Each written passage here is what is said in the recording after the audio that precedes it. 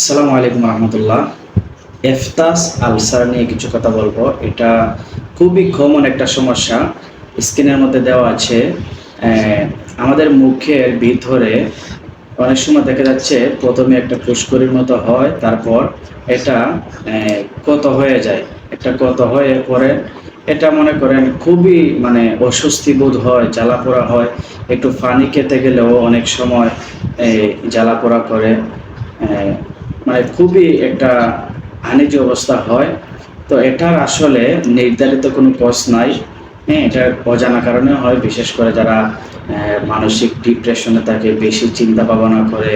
হ্যাঁ, এই বা খাবার দাবারের প্রতি কোনো মেনটেন নাই, এই বিষয়গুলো থেকে হয়। আবার এটা নির্ধারিত, এটার জন্য কোনো স্পেসিফিকভাবে কোনো মেডিসিনও নাই। এটা এমনি 2 4 5 দিন বা 7 দিন গেলে এমনিতে ভালো হয়ে যায়। তবে উপস্থিত টাইমে বেশি জ্বালা পোড়া কমাতে বা যেটা অসুবিধা হয় সেটার জন্য আমরা ওরাল ফেস্ট পাওয়া যায়, অ্যাপসল বা বিভিন্ন ফেস্ট পাওয়া যায় বিভিন্ন কোম্পানির।